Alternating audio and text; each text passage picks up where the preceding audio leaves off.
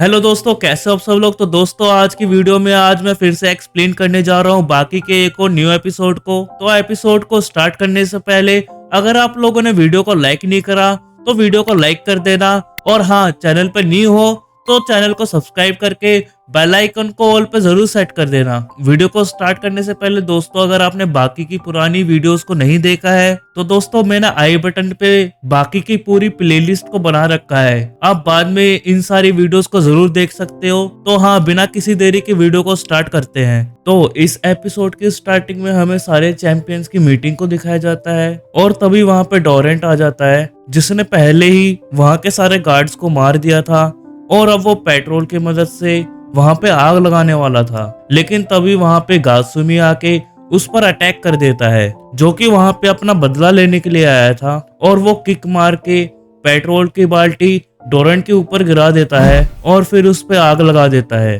और डोकू इस काम के लिए कात्सुमी की तारीफ करता है, और वो उसे सलाह देता है कि फाइट के दौरान उसे हथियारों की जगह अपने हाथों का इस्तेमाल करना चाहिए, क्योंकि अगर वो हथियारों का यूज करेंगे हैंड टू हैंड कॉम्बैट को खो देंगे। इसके बाद डोरेंट को होश आता है और वो डोकू से लड़ने के लिए जाता है, लेकिन काटो जो उसका मेंटोर था वो उसे वहां पे जाने के लिए रोकता है, और वो डोरेंट को जमीन पे गिराता है और उसके कान को काट देता है। लेकिन डोकू को ये तरीका पसंद नहीं आता, और जब वो दोनों बात कर रहे होते हैं तभी डोरेंट अपनी पतली तार को निकाल के उन दोनों को बांध देता है, लेकिन डोकू उसे एक ही झटके में काट देता है, और उसे महसूस होता है कि उसके पास जीतने का कोई भी मौका नहीं है। और डोरेंट अपने मुंह से एक ग्रेनेड निकालकर वहां पे सब कुछ उड़ा देता है और बच निकलने में कामयाब हो जाता है। और काटो डोरेंट का पीछा करते हुए उसके पास पहुंचता है, और डोरेंट टूटी हुई कांच की बोतलों को अपनी मुट्ठी से जोड़ने लगता है। इसके बाद भी काटो उस पर अटैक करता है और डोरेंट रहम की भीख मांगने लगता है, लेकिन आखिर में पता चलता है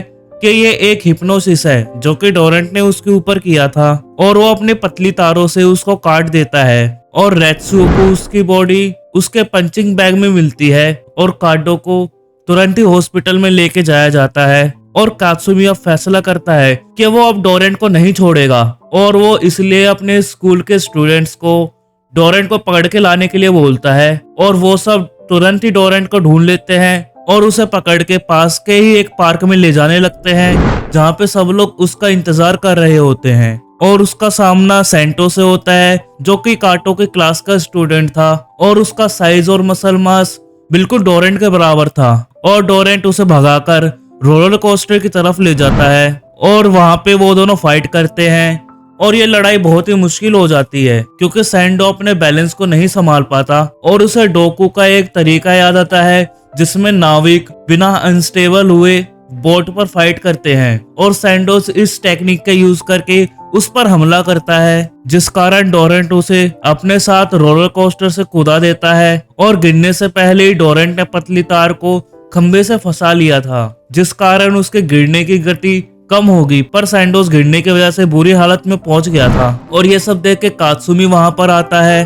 और उसके पीछे डोकू और रेत्सु भी आते हैं। और अब हमें पता चलता है कि डोरेंट और रेत्सु ने एक ही स्कूल से मार्शल आर्ट को सीखा है, और रूल के मुताबिक वो दोनों एक दूसरे के साथ नहीं लड़ सकते, इसलिए डोकू डोरेंट के साथ लड़ने का फैसला करता है। अब हमें पता चलता है जब डोकू ने अपने हाथ को खोया था तो वो डॉक्टर के पास गया था, और डॉक्टर ने उसके हाथ को सिल दिया था, और अब वो दोनों लड़ना स्टार्ट करते हैं। डोकू इतना ज्यादा ताकतवर हो चुका था, और ये सब देख के डोरेंट उस पे हिप्नोसिस का यूज करता है, लेकिन हिप्नोसिस में होने के बावजूद भी डोकू अपने आप को बचा लेता है, और ये सब उसके बैटल एक्सपीरियंस का नतीजा था। इसलिए भ्रम में भी वो डोरेंट के अटैक को इमेजिन कर पा रहा था, और वो उसे इतना मारता है कि वो डर महसूस करने लगा था। और वहीं काटो व्हीलचेयर में वहां पर पहुंचता है, और वो खड़ा होकर एक ही झटके में उस फाइट को खत्म कर देता है। अब हमें हॉस्पिटल का सीन दिखाया जाता है, जहाँ पे डॉक्टर को पता चलता है कि डोरेंट की कलाई पर एक बॉम्ब फिट है,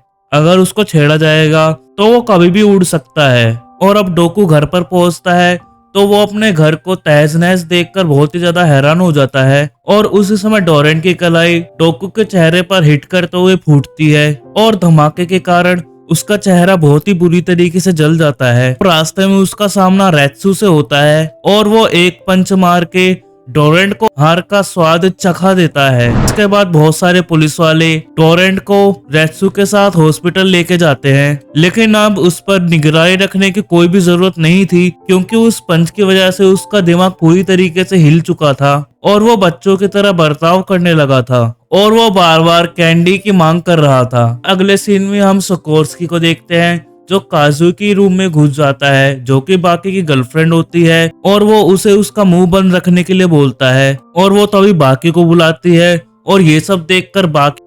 बहुत ही बुरी तरीके से पीटता है और उसे पकड़कर सड़क की तरफ फेंक देता है। और जब वो वहां पर जाता है तब उसे पता चलता है कि सिकोर्स्की वहां पर नहीं है और वो वहां से निकल जाता है और उसने काजुयु को किडनैप कर लिया है। और इधर जापानीज गवर्नमेंट एक मीटिंग रखती है जहां पे भागे हुए कैदियों को पकड़े जाने की बात हो रही थी, जिसमें से 5 खतरनाक कैदियों में से बस 2 ही अब तक पकड़े गए हैं और अब वो इस केस में दुनिया के सबसे खतरनाक क्रिमिनल को लाने की बात कर रहे हैं। और जब एक पुलिस वाला अमेरिका की जेल में जाता है, वो ये सब देख के हैरान हो जाता है कि वो कैदी बाकी कैदियों के हिसाब से बहुत ही अच्छे माहौल में रह रहा है। उस कैदी का नाम ओलिवर है और उसे अनचेंड के नाम से जाना जाता है, क्योंकि वो इतना ताकतवर है कि कोई भी उसे जेल में कैद नहीं कर सकता। और इसलिए गवर्नमेंट ने फैसला किया कि उसका इस्तेमाल बाकी कैदियों को पकड़ने के लिए किया जाएगा। इस जेल के अधिकतर कैदियों को अनचेंड ने ही पकड़ा है और उन दोनों की बातचीत के दौरान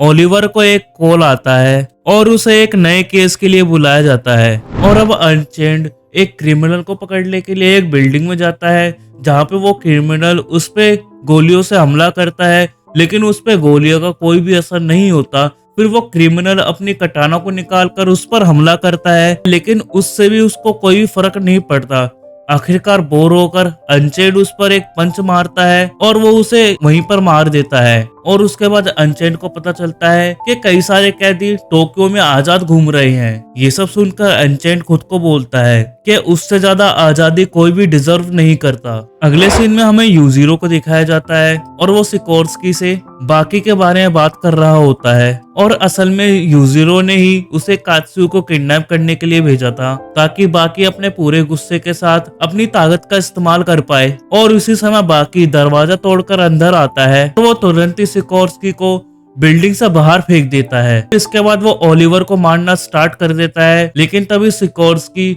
ऊपर चढ़कर आ जाता है, बिल्कुल सेम उसी तरीके से जिस तरीके से वो जेल की दीवार को चढ़कर भागा था। और वो टूटे हुए ग्लास के टुकड़ों को बाकी की तरफ फेंकता है और एक जोरदार किक दोनों पैरों से उसके ऊपर मारता है। लेकिन उन दोनों की लड़ाई के बीच पुलिस वाले आ जाते हैं, जिस कारण सिकोर्स्की खिड़की से कूदकर वहां से भाग जाता है। अभी तक बाकी का बदला पूरा नहीं हुआ था, इसीलिए वो उसका पीछा करते हुए उसके अड्डे तक पहुंच जाता है और बाकी एक जोरदार किक मारकर उसको दर्द का एहसास कराता है और आखिर में वो उसको हरा देता है। तभी ओलिवर वहां पे ताली बजाते हुए आता है और वो बाकी को बोलता है कि इस कैदी को पकड़ना मेरा मिशन है। ये सब सुन के सिकोर्स्की ओलिवर पर हमला कर देता है। ओलिवर एक पंच में ही झटके से उसे बिल्डिंग के बाहर पहुंचा देता है और नीचे खड़ी हुई पुलिस उसको पकड़कर ले जाती है। अगले सीन में ओलिवर पुलिस स्टेशन में बाकी कैदियों की जानकारी को पढ़ रहा था और तब डॉयल ऑफिसर का भेष बदलकर उसके सामने आता है और उस पर कई सारा अटैक करके उसको चाकू मार देता है। ओलिवर की मसल्स इतनी ज्यादा थी कि उस पे चाकू का कुछ भी असर नहीं होता। ये सब देख के डॉयल वहां से भाग जाता है। वहीं कोशु, जो कि अब बहुत ही ज्यादा ताकतवर बन चुका है, अपनी टेक्निक की ट्रेनिंग कात्सुई के स्टूडेंट्स पर करता है और वो कहता है कि वो अब इतना ज्यादा ताकतवर है कि वो रेत्सु को भी बहुत ही इजीली तरीके से हरा सकता है और इसलिए अब वो डॉयल का शिकार करना चाहता है। और कात्सुई के स्टूडेंट्स की मदद से वो उसके अड्डे का पता करते हैं और वही डॉयल अपने रूम में यूएस के नेवी कैप्टन गैरी स्टेट डॉम के साथ बात कर रहा होता है। वो उसको बताता है कि उसके पास कोई भी लड़ने की काबिलियत नहीं है, इसलिए उसने अपने हर जॉइंट्स पर ऑपरेशन की मदद से ब्लेड लगवा रखी है। तभी कोशु अंदर आके उस पर अचानक से अटैक करता है और वो बार बार उसके गले पे अटैक करके उसको जमीन पर गिरा देता है। कोशु उसके करीब जाता है और तभी डॉयल अपने हाथ पर लगे हुए बटन की मदद से उसकी जौ को तोड़ देता है और कोशु एक बार फिर लड़ने के लिए आगे बढ़ता है, लेकिन इस बार डॉयल अपना बटन प्रेस करके उसके मुंह को उड़ा देता है, जिस कारण वो हॉस्पिटलाइज हो जाता है। और वहाँ पे कोशु का भाई कोरेहा उसको देखने के लिए आता है, जिसने जैक हनुमा की हाल ही में लिम्स की सर्जरी की थी, जिस वजह से उसकी हाइट 20 सेंटीमीटर बढ़ चुकी है और अब वो काफी ज्यादा ताकतवर बन गया है। और वही रेत्सु गलती से एक स्टोर की लिफ्ट में डॉयल से मिलता है और वो दोनों लड़ने के लिए एक सही जगह को चुनते हैं और एक बार में जाते हैं। रेत्सु को पता था कोशु को हराने के लिए डॉयल ने बटन का यूज किया, इसलिए वो फैसला करता है कि वो पीछे नहीं हटेगा और वो नाइफ का यूज करके उसकी बाईं आंख को ब्लाइंड कर देता है और उसकी बॉडी पर ढेर सारे नाइफ से अटैक करता है और डॉयल वहां से अपनी जान बचा के भागने लगता है, पर रेत्सु उसे पकड़ लेता है और वो अलग अलग हथियारों का यूज करके उसको बुरी तरीके से पीटता है और डॉयल का बटन इस बार उसकी जोरदार किक को नहीं रोक पाता। पर अचानक जैक वहां पर आकर रेत्सु को वहां पे इंजेक्शन से बेहोश कर देता है और वो डॉयल को घर जाके रिकवर होने के लिए बोलता है, क्योंकि वो उसके साथ लड़के अपने भाई का बदला लेना चाहता है और डॉयल वहां से जाने लगता है। तो हाँ दोस्तों, आज की वीडियो के लिए बस इतना ही। अगर आपने वीडियो को अभी तक लाइक नहीं करा तो प्लीज एक लाइक का बटन दबा देना और हाँ, अपने दोस्तों के साथ भी जरूर शेयर कर देना। मैं मिलता हूँ आपको नेक्स्ट वीडियो में, तब तक के लिए बाय।